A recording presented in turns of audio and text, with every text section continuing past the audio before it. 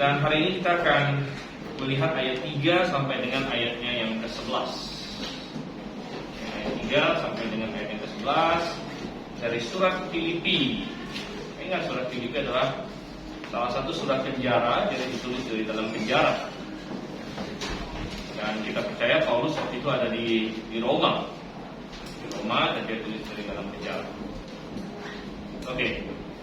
Sebelum masuk lebih lanjut, kita akan berdoa terlebih dahulu. Minta Pak Oman tinggi dalam doa. Terima kasih Tuhan, kami ucap syukur buat sekolah minggu di masa kami Tuhan pada hari ini. Bersiap kami untuk tempat ini. Tuhan pimpin Tuhan acara sekolah minggu kami pada hari ini, biar kami semua sehari demi sehari kami semakin mengerti firman Tuhan. Tapi Gembala Stephen yang akan memberikan pelajaran, biar ilmu Tuhan yang memimpin setiap kami Tuhan. Terima kasih Tuhan, dalam nama Tuhan Yesus kami berdoa ucap syukur. Amin. Amin. Oke, baik. Coba kita lihat Filipi pasal 1 ayat 3 sampai 11. Sebelumnya kita akan baca terlebih dahulu. Dan saja kita baca bersama silih berganti saja. Saya akan baca ayat 3, sekarang ayat 4, kita terus sampai ayat yang ke-11 ya. Oke, saya akan mulai. Aku mengucap syukur kepada Allahku setiap kali aku mengingat kamu. Dan setiap kali aku mengingat kamu semua, aku selalu berdoa dengan sukacita. Aku mengucap syukur kepada Allahku karena persekutuanmu dalam berita Injil, mulai dari hari pertama sampai sekarang ini. Karena ini aku yakin sebelumnya, yaitu dia yang mulai kerjaan yang baik di antara kamu, yang akan menyelesaikannya sampai pada akhirnya pada hari Kristus Yesus. Memang sudahlah sepatutnya aku berpikir demikian akan kamu semua, sebab kamu ada di dalam hatiku. Oleh karena kamu semua turut mendapat bagian dalam kasih karunia yang diberikan kepadaku, baik pada waktu aku dipenjarakan maupun pada waktu aku membela dan meneguhkan berita Injil. Setelah kasihku, telah aku mengasihi secara Kristus Yesus merindukan kamu sekalian. Dan inilah doaku, semoga kasihmu makin melimpah dalam pengetahuan yang benar dan dalam segala macam pengertian, sehingga kamu dapat mendidik kami yang baik, supaya kamu suci dan terjaga dalam Kristus, penuh dengan buah kebenaran yang dikerjakan oleh Yesus Kristus untuk memuliakan dan memuji Allah. Oke, jadi ini lanjutan dari pembukaan surat. Pembukaan surat di 1 ayat 2 itu sudah kita lihat tentang siapa penulisnya, kepada siapa. Jadi dia mulai di sini dengan, nah kalau judul di lembaran kita adalah syukur dan doa ya, syukur dan doa. Ini adalah dua hal yang sangat penting. Kita akan melihat dalam isian kita nomor 1, dalam hampir setiap suratnya kepada jemaat-jemaat, Paulus selalu mengucap syukur atau bersyukur ya, mengucap syukur kepada Allah. Jadi ini adalah salah satu yang Paulus lakukan. Itu dia, Anda baca saja surat-surat dia ya, kepada Roma, kepada Kolose, hampir semuanya dimulai dengan aku mengucap syukur. Satu-satunya yang tidak secara spesifik mengatakan mengucap syukur adalah di Galatia. Ya, surat Galatia itu secara spesifik tidak di awalnya dia tidak ada bilang mengucap syukur gitu. Tapi hampir semua surat yang lain yang kepada jemaat ya. Karena surat Paulus itu bisa dibagi dua, surat pribadi dan surat jemaat. Ya, surat pribadi yaitu Timotius dan Titus. Dan surat jemaat. Tapi bisa dibilang bahwa Paulus selalu mengucap syukur. Dan ini saya rasa bukan kebetulan gitu. Dia bukan pas nulis surat aja dia kayak pencitraan lah istilahnya, gimana gitu kan. Tapi ini menggambarkan memang cara dia hidup gitu. Menggambarkan sesuatu yang otomatis pada dirinya. Sehingga ya ketika dia menulis pun itu muncul. Ini bukan sesuatu yang dibuat-buat, sesuatu yang artifisial begitu.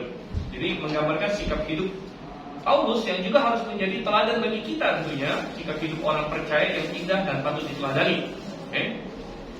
Nah, subjek ucapan syukur Paulus adalah dia mengucap syukur kenapa? Ya, katanya di sini Setiap kali aku mengingat kamu. Siapa kamu di situ? Nah, di sini adalah orang-orang kudus di Filipi. Itu adalah isian kita yang kedua. Subjek ucapan syukur Paulus adalah orang-orang kudus di Filipi. Ingat bahwa itu adalah sebutan mereka di ayat 1. Paulus tidak menyebut mereka orang-orang Kristen karena kata Kristen sudah mulai dipakai di Antioquia, namun belum terlalu populer. Dan memang dalam perjanjian baru panggilan untuk orang percaya adalah orang-orang kudus. Ini adalah panggilan yang paling sering dibandingkan semua panggilan yang lain. Ada kata Kristen muncul di Alkitab, tapi hanya beberapa kali. Tapi orang-orang kudus itu muncul puluhan kali. Itu adalah panggilan untuk orang percaya sebenarnya. Orang-orang kudus.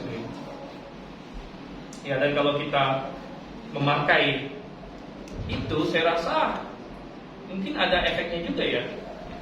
Efeknya apa? Kalau kita panggilannya bukan orang Kristen tapi orang kudus.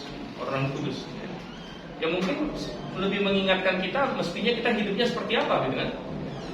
Kalau panggilan halo gitu kan, orang kudus. Nah, saya sudah kudus belum gitu dalam karakter.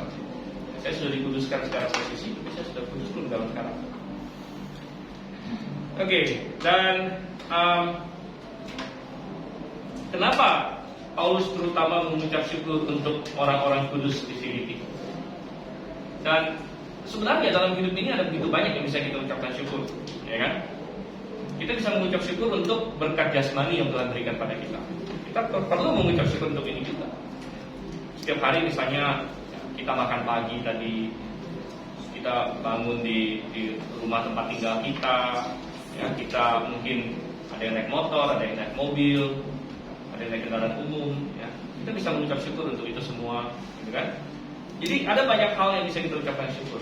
Tapi Paulus berfokus adalah aku mengucap syukur untuk kamu. Nah, ada satu trik yang saya ingin ingatkan di Alkitab Bahasa Indonesia kita. Entah kenapa mereka cukup alergi dengan kata kalian.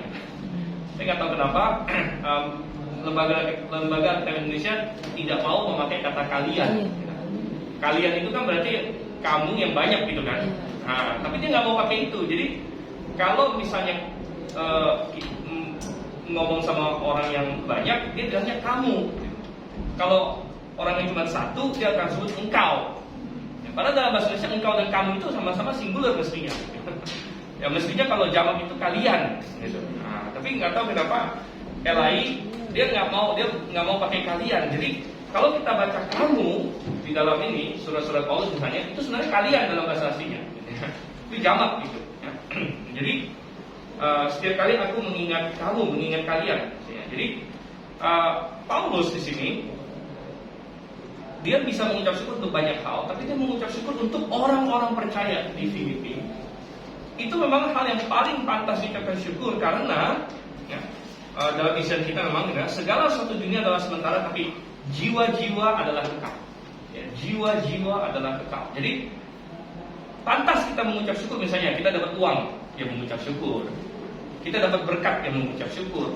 Tapi mestinya paling mengucap syukur adalah kalau ada orang yang diselamatkan. Ya, karena ini kekal. Uang itu bakal habis, harta itu bakal hilang dalam puluhan tahun. Dalam beberapa tahun habis juga semua hilang. Jadi kita mengucap syukur nggak? Kita mengucap syukur kalau kita menikmatinya. Tapi lebih lagi kalau misalnya ada jiwa yang diselamatkan, ada jemaat yang bertumbuh di Filipi.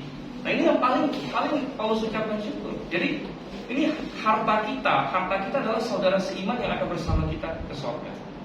Harta kita adalah orang-orang yang kalau kita apalagi kita ikut andil dalam memenangkan dia misalnya. Wow, itu bagaikan luar biasa sekali. Ini sesuatu yang kita dapatkan yang untuk kekekalan ini, untuk kekekalan, gitu kan? Ini akan terus menerusnya. Jadi ini adalah hal yang sangat indah. Oke, kita masuk poin 2 ya. Masuk poin 2, kita lihat di ayat kelimanya. Di poin 2 kita, Paulus juga kerap kali berdoa untuk jemaat Filipi. Ya, dia mengucap syukur untuk mereka dan dia berdoa. Makanya dikatakan setiap kali aku berdoa untuk kamu semua sekali lagi kalian semua maksudnya itu. Jadi dia kerap kali berdoa untuk jemaat Filipi dan ini terjadi dengan sukacita. Nah, jadi setiap kali dia berdoa itu disertai dengan sukacita. Itu rupanya dikatakan di ayat yang keempat kan. Setiap kali aku berdoa untuk kalian semua, aku selalu berdoa dengan sukacita, katanya itu. Jadi kenapa Paulus setiap kali dia berdoa dia sukacita? Lihat sini. Ketika kita berdoa, kita terhubung dengan sumber keselamatan dan berkat kita, dan kita mengingat kasih dan kedaulatannya, kedaulatan Tuhan maksudnya, kasih dan kedaulatannya atas segala sesuatu. Mengapa kalau kita berdoa kita bisa memiliki sukacita? Karena doa menghubungkan kita dengan sumber berkat kita, sumber keselamatan kita, dan kita jadi teringat ya, bahwa Dia berdaulat. Dia berdaulat. Jadi apapun kondisi yang kita hadapi, kita bisa berseru kepadanya dan kita yakin Dia adalah yang pemegang kekuasaan terakhir di seluruh alam semesta ini. Jadi kita bisa berseru kepadanya. Dan itu hal yang sangat indah sekali. Dan itu menimbulkan sukacita. Wow. Karena kadang-kadang dalam hidup ini kita bisa menghadapi masalah yang kita, siapa yang bisa bantu saya? Siapa yang bisa tolong saya? Dan sulit gitu, sulit. Entah dia manusia itu terlalu jauh, atau nggak ada yang tahu, atau nggak ada yang punya cukup kuasa, atau apapun itu. Tapi kita bisa berseru pada Tuhan. Jadi sungguh sukacita yang luar biasa.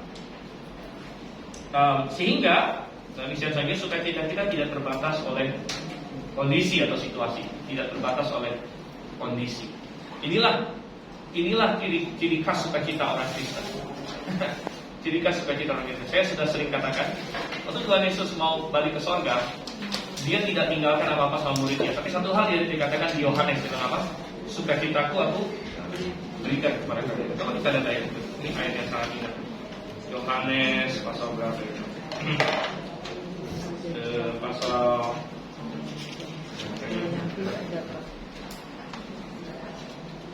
ini saya nggak persiapkan karena tiba-tiba kepikiran ya.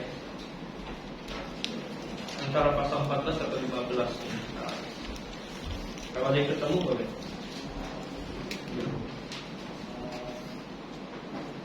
Nah, 27, 14 ayat 27. Oke, 14 ayat 27. Ya, damai sejahtera ini ya, damai sejahtera. Jadi dibilang gini, damai sejahteraku kutinggalkan bagimu, damai sejahteraku kuberikan kepadamu. Apa yang kuberikan tidak seperti yang diberikan oleh dunia. Jadi damai sejahtera itu mengalir kepada sukacita sebenarnya. Ya, damai sejahtera mengalir kepada sukacita. Nah, kalau kita tidak damai, sulit untuk bersukacita. Kalau kita gelisah, ya, kalau kita pusing, ya, kalau kita ini, aduh gimana ini ya, nah, itu sulit untuk kita bersukacita. Hati yang damai membawa sukacita. Ya. Dan ini tidak tergantung kondisi. Makanya kadang bahwa Tuhan Yesus tidak wariskan yang lain-lain. Padahal Dia pemilik dunia. Tuhan Yesus itu pemilik dunia, tapi waktu Dia pergi Dia nggak wariskan harta sama murid-murid. Dia bilang damai sejahtera, sukacita yang dari Tuhan. Oke, kembali ke Filipi ya, Filipi pasal 1. Dan kita lanjut lagi di isian kita, isian nomor 3. Ada apa mengenai orang-orang Filipi yang menjadi ucapan syukur Paulus? Nah, apa yang spesifik menyebabkan Paulus mengucap syukur tentang mereka? Ayat 5 di situ. Aku mengucap syukur kepada Allahku karena persekutuanmu dalam berita Injil. Jadi ini yang paling diucapkan syukur. Seperti tadi sudah kita singgung bahwa mereka diselamatkan. Tapi apa itu maksudnya? Jadi isian kita adalah persekutuan, ya, isian kita persekutuan mereka dengan Injil. Apa maksudnya persekutuan mereka dengan Injil? Bersekutu, bersekutu. Ini dari kata koinonia, ya, dalam bahasa aslinya koinonia.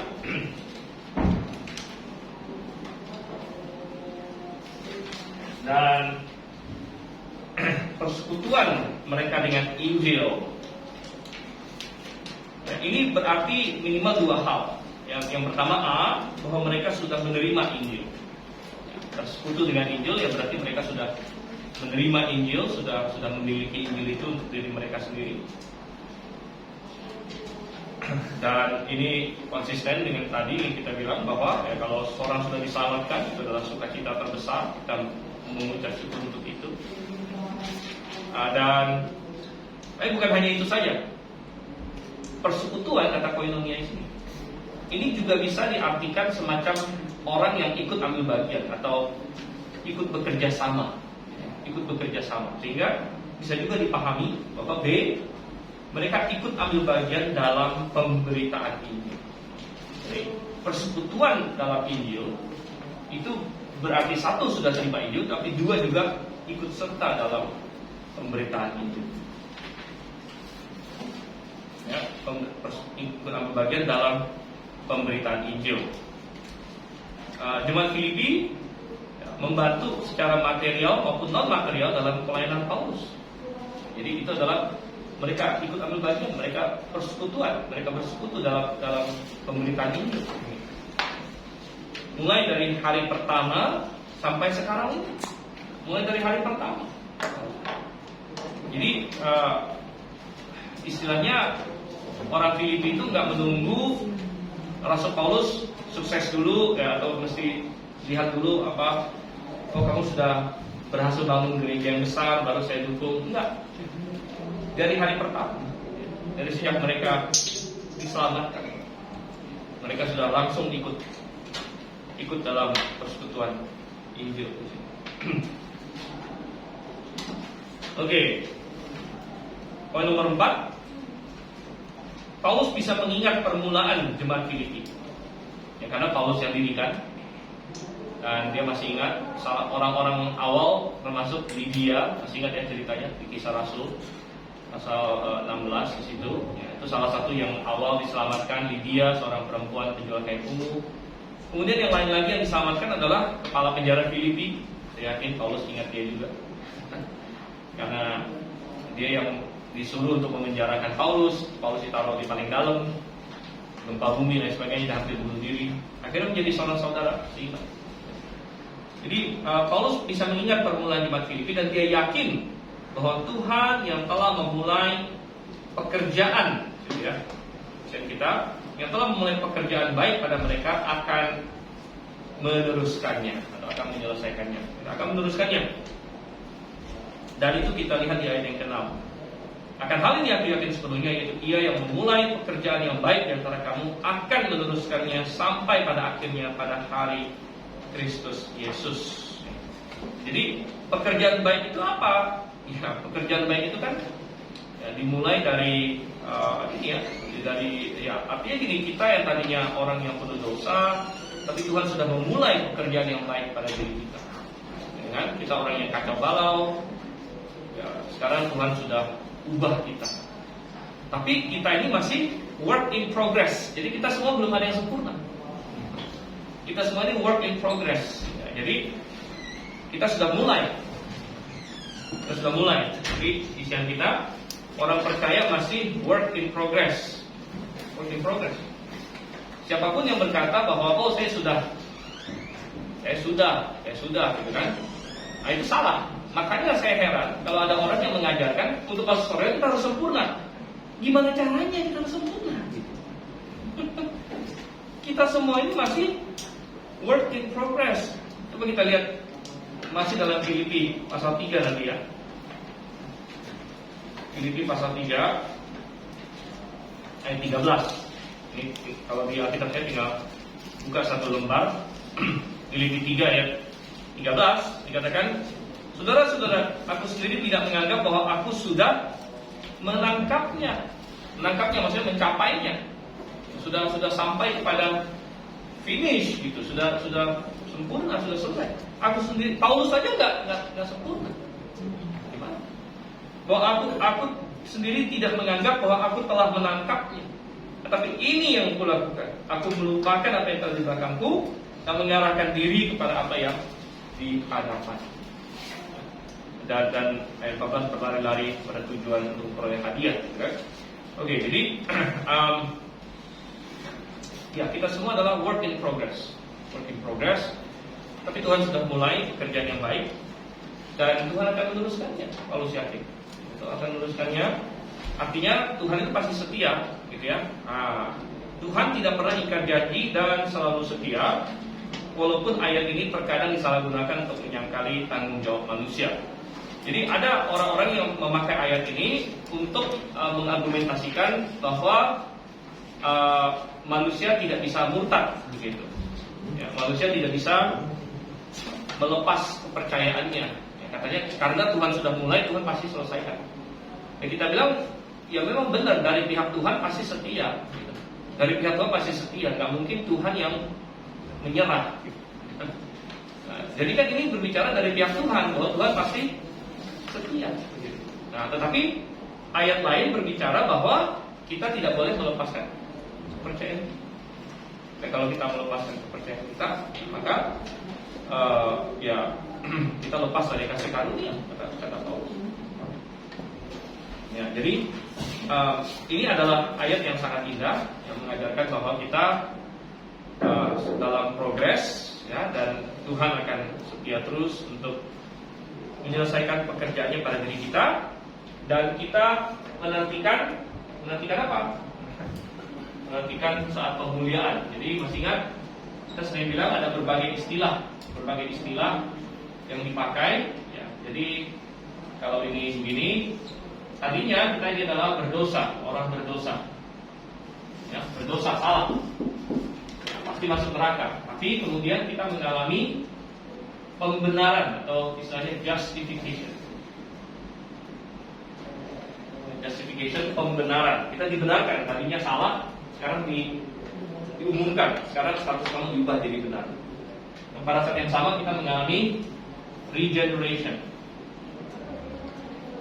atau pembaharuan. Ini lahir baru. Nah, ini terjadi berbarengan. Memang dasarnya justification dulu, baru regeneration.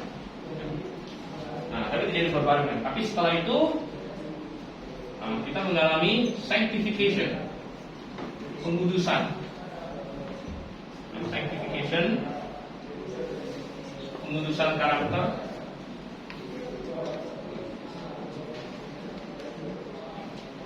Sampai akhirnya nanti kita menantikan masuk surga, nanti kita menantikan glorification,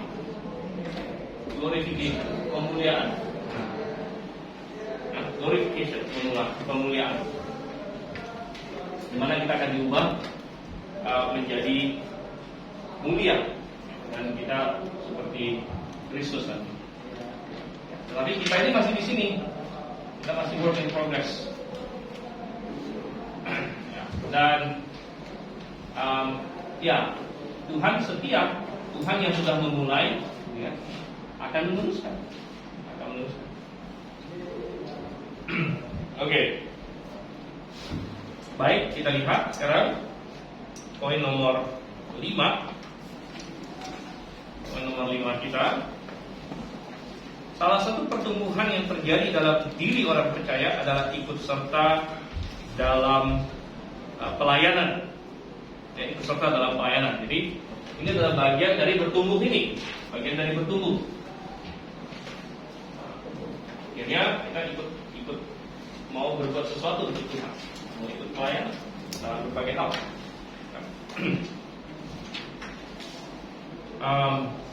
Dan ini adalah kasih karunia. Jadi bahwa kita bisa melayani Tuhan itu kasih karunia. Jadi kadang-kadang ada orang yang bertanya begini, kalau Tuhan itu maha besar, maha agung, kenapa dia perlu dilayani? Nah, ini salah konsep. Kalau kita melayani manusia, itu seringkali manusianya memerlukan sesuatu gitu. Nah, misalnya, ya orang sakit perlu dilayani, ya, karena dia nggak bisa. Kita melayani dia. Macam-macam lagi, ya. Misalnya apa ya?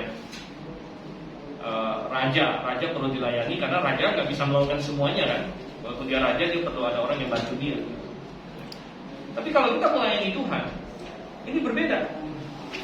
Kita melayani Tuhan bukan karena Tuhan memerlukan sesuatu sebenarnya. Tuhan itu maha gitu. Ini nggak perlu apa-apa sebenarnya. Tapi kita melayani Tuhan, gitu ya. Itu maksudnya adalah kita mengikuti kehendak Tuhan. Kita melakukan apa yang menyenangkan.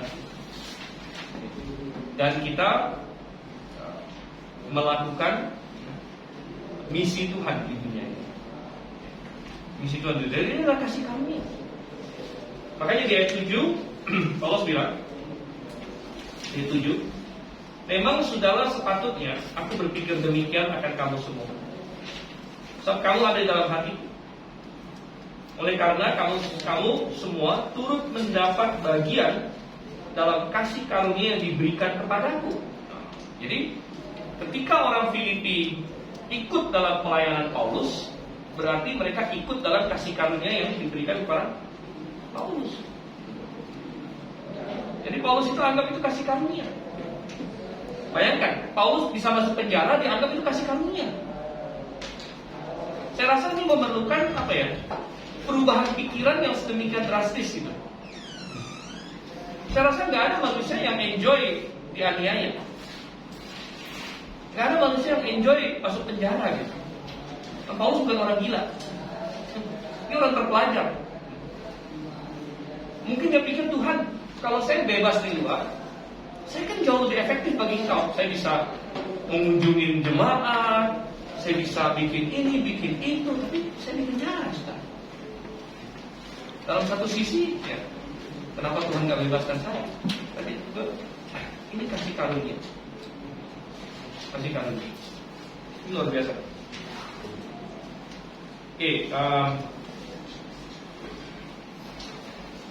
Ini adalah kasih karunia, bukan suatu beban. Karena kesempatan untuk melakukan ini sangatlah terbatas dilihat dari kekekalan. Kalau kita sudah yakin kita akan masuk surga, berapa lama kita di dunia ini, berapa lama kita di surga? Kita di surga selama-lamanya, kita di dunia ini hanya puluhan tahun maksimum. Dan apa yang kita lakukan di dunia sekarang ini mengerjakan bagi kita kemuliaan di surga. Kalau kita bilang, nanti tunggu saya di surga, saya baru mau rajin untuk Tuhan, wah itu salah, terlambat itu. Ini mau di surga mau rajin untuk Tuhan, terlambat. Di surga itu sudah kekekalan. Nah makanya kalau kita lagi menghidupi dunia ini mungkin kelihatannya susah. Ini kelihatannya, waduh saya harus memberikan untuk Tuhan, waduh saya harus begini. Tapi kalau nanti kita sudah masuk surga, kita akan lihat, aduh kenapa saya enggak itu waktu itu? Kenapa saya enggak waktu itu? Karena bayangkan kita sudah punya kekekalan untuk menikmati segala sesuatu, tapi kita bisa kilas balik. Kenapa selama saya hidup dunia yang hanya puluhan tahun itu, saya tidak memakai kesempatan ini? Karena betapa itu kesempatan yang luar biasa, yang nggak bisa diulangi lagi di surga nanti. Jadi kasih karunia, Paulus bilang, kamu semua turut mendapat bagian dalam kasih karunia yang diberikan kepadaku, baik pada waktu aku dipenjarakan, maupun pada waktu aku membela dan meneguhkan berita ini. Jadi kita lihat di poin nomor 6. Poin nomor 6 kita, Paulus berkata bahwa jemaat Filipi ikut mendapat bagian dalam kasih karunia yang diberikan kepadanya ketika mereka mendukung dia. Demikian juga hari ini kita ikut mendapat bagian ketika kita mendukung pemberita Injil atau suatu jemaat. Jadi makanya yang sering kita bilang, kita dan sebagai satu jemaat kita melakukan hal-hal tertentu, dan sebagai anggota jemaat kita ikut ambil bagian. Kita ambil bagian dalam pelayanan-pelayanan yang dilakukan oleh jemaat ini. Kita ikut mendapat kasih karunia itu dalam, karena kita adalah bagian di dalam. Nah, ini berlaku juga secara negatif. Demikian pula secara negatif jika kita mendukung kesesatan. Kalau kita mendukung kesesatan, kita juga dapat bagian di situ. Coba kita lihat di 2 Yohanes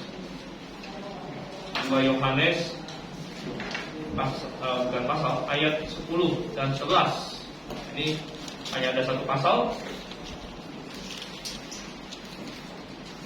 Jikalau seorang datang kepadamu dan ia tidak membawa ajaran ini, ajaran yang benar. Janganlah kamu menerima dia di dalam rumahmu dan janganlah memberi salam kepadanya. Sebab barang siapa memberi salam kepadanya, ia mendapat bagian dalam perbuatannya yang jahat.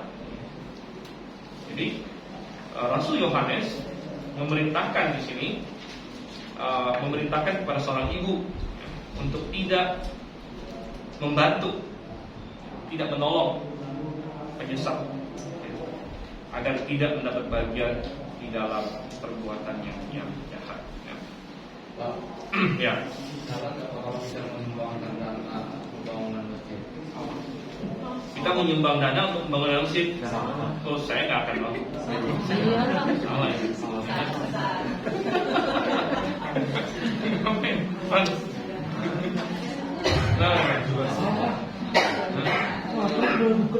Ketika yang di ayat ke-10 misalnya, kalau seorang datang kepadamu dan dia tidak membawa ajaran ini, janganlah kamu menerima dia di dalam rumahmu, dan janganlah memberi salam kepadanya gitu. Nah, saya mendengar banyak kesaksian, misalnya banyak sahabat Tuhan, bahkan Musa juga pernah bersaksi bahwa dia pernah menerima misalnya yang membawa bidat ya, misalnya menara pengawal gitu. Dan akhirnya dia menerimanya di dalam rumahnya, kemudian dia mereka diskusi dan akhirnya mereka pergi gitu. Ya. Sudah tidak bisa lagi. Maksudnya diterima diinjilin gitu ya? Iya, apakah ini secara literal harus dituruti atau Yohanes menulis ini dengan ada maksud lain gitu? Ya, kita harus memahami konteksnya. Ya, memahami konteksnya. Jadi konteks menerima dalam rumah di sini adalah memberikan tumpangan sebenarnya ini ya. Jadi gini, pada waktu itu mereka itu belum punya hotel. Jadi pemerintah memberikan Injil, mereka akan pergi dari tempat ke tempat. Lalu mereka sampai ke suatu kota. Waktu itu belum ada hotel, belum ada Airbnb. Jadi biasanya kalau orang pemberita Injil Kristen, mereka akan mencari komunitas Kristen di sana, jemaat misalnya Bapak, dan kemudian mereka akan tinggal bersama dengan siapa yang mau terima mereka. Kan? Jadi ya ada anggota jemaat yang akan membuka rumahnya untuk penginjil keliling ini, gitu ya. Jadi penginjil keliling ini akan kasih tahu mereka, oh saya punya misi, misalnya saya punya misi untuk menginjil daerah ini, gitu kan. Saya perlu tinggal dulu di sini sekian lama, berapa hari misalnya. Nah, kalau dia adalah penginjil yang baik, jemaat dan doktrinnya benar, jemaat waktu itu akan dengan senang hati terima dia, gitu. Jadi rumah anggota jemaat dibuka, ya dia bisa tinggal sama mereka, didukung dan sebagainya. Nah, yang dimaksudkan oleh Yohanes adalah kalau ada seorang yang dengan datang yang doktrinnya sesat, ya kamu jangan perlakukan seperti itu. Jadi jangan diterima ke rumah, didukung dan sebagainya, itulah. Gitu. Jadi bukan maksudnya gini loh, kalau ada bidat ketok-ketok rumah kita, lalu kita suruh masuk terus kita berdebat menginjil dia, itu nggak masalah. Gitu, ya. Tapi maksudnya bukan mendukung apa, kalau ini dalam konteks mendukung dia gitu. Ya, karena kalau kita terima dia masuk ke rumah segala macam, nginepin dia dan segala macam, itu ya mendukung misi dia ini. Gitu. Nah, jadi kita tidak melakukan itu. Cara mereka mendeteksi itu penginjil yang benar atau penginjil yang palsu? Ya ditanya dong doktrinnya, coba baca ya. Tanya doktrinnya gitu.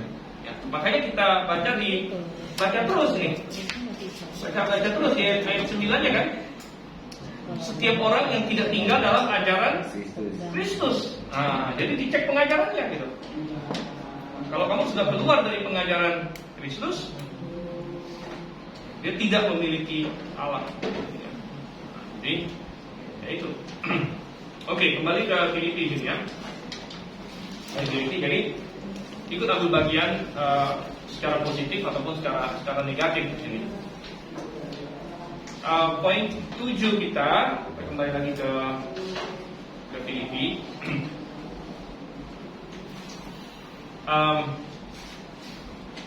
Karena sejarah Paulus dengan orang-orang Filipi ini, ia berani bahkan memanggil Allah sebagai saksi akan kasihnya kepada mereka. Di ayat 8, sebab Allah adalah saksiku betapa aku dengan kasih mesra Kristus Yesus merindukan kamu sekalian. Jadi Paulus di dalam penjara merindukan orang-orang Filipi, dia berharap dia bisa pergi ke sana. dan merindukan mereka karena nggak bisa ketemu, maka the next best thing is to pray for them. Artinya kalau kita rindu, kita nggak bisa ketemu seorang, ya doakanlah. Doakanlah ya. Anda merindukan siapa, Anda nggak bisa ketemu dia, doakan dia. Paulus mendoakan orang Filipi di sini. Dan ayat poin 8 kita, isi doa Paulus adalah agar kasih mereka semakin melimpah. Ayat 9 gitu kan. Semoga kasihmu makin melimpah. Nah, tapi kasih yang melimpah ini supaya tepat harus diiringi dengan apa? Pengetahuan yang benar. Jadi kasih harus diiringi dengan pengetahuan yang benar dan dalam segala macam pengertian. Ya, dalam segala macam pengertian. Kasih tanpa kebenaran pasti akan menyimpang. Ya, ini bahayanya orang yang ngomong kasih terus. Sebenarnya kita tidak ada sedikit pun melawan kasih. Ya, kita juga berkata kita harus mengasihi. Kita harus mengasihi. Orang Kristen memang harus mengasihi juga. Ya, tetapi kita berkata bahwa kasih tanpa kebenaran akan menyimpang. Ya. Nah, karena begitu banyak orang menekankan kasih, kita bilang oke, kita mau tekankan kebenaran juga. Nah, kita juga jangan melupakan kasih memang. Ya. Tapi kita mau tekankan kebenaran juga karena sudah begitu banyak orang yang ngomongin kasih, ya, kasih. Oke, kasih memang perlu gitu kan. Kasih di dalam kebenaran, ya kan? Kasih di dalam kebenaran. Contoh kasih yang menyimpang, Paulus menegur jemaat Korintus dan di 1 Korintus pasal 5. 1 Korintus pasal 5 ini pasal tentang disiplin jemaat. Paulus menegur karena jemaat Korintus membiarkan anggota jemaatnya hidup dalam dosa, dan di situ sepertinya alasannya adalah karena kita mengasihi orang ini. Kita mengasihi orang ini, jadi kita biarkan dia di dalam dosa, nggak masalah, gitu kan? Nah, Paulus bilang ini salah. Ya. Jadi Paulus menegur mereka. Oke. Kemudian kita lihat lagi di dalam poin kita yang 9. Melalui pemahaman kebenaran yang semakin baik, orang-orang Filipi dapat memilih apa yang baik. Memilih apa yang baik, itu di ayat 10. Sehingga kamu dapat memilih apa yang baik. Nah, ini sangat penting sekali. Karena di dalam kehidupan setiap hari kita harus memilih. Ibu-ibu ke pasar harus pilih. Pilih bayam, pilih kol, pilih ayam gitu kan. Tapi kita harus memilih. Banyak hal yang harus kita pilih. Kita memilih apa yang kita dengar, apa yang kita nonton, kita memilih apa yang kita pakai, kita memilih kemana kita mau pergi, kita memilih apa yang kita lakukan, apa yang kita baca. Setiap hari kita banyak sekali yang kita pilih. Karena itu kasih kita bertumbuh dengan pengetahuan yang benar akan semakin hari membantu kita untuk memilih apa yang baik, ya, memilih apa yang baik. Dan mempertahankan kesucian atau kekudusan, ya, kekudusan karakter atau kesucian karakter sampai hari kedatangan Kristus. Ya, dan itu ayat yang ke-10 tadi kan, supaya kamu memilih apa yang baik, supaya kamu suci dan tak bercacat menjelang hari Kristus. Ini yang hari Kristus bicara mengenai hari kedatangan Kristus. Dengan demikian Kristus akan terus mengerjakan buah kebenaran.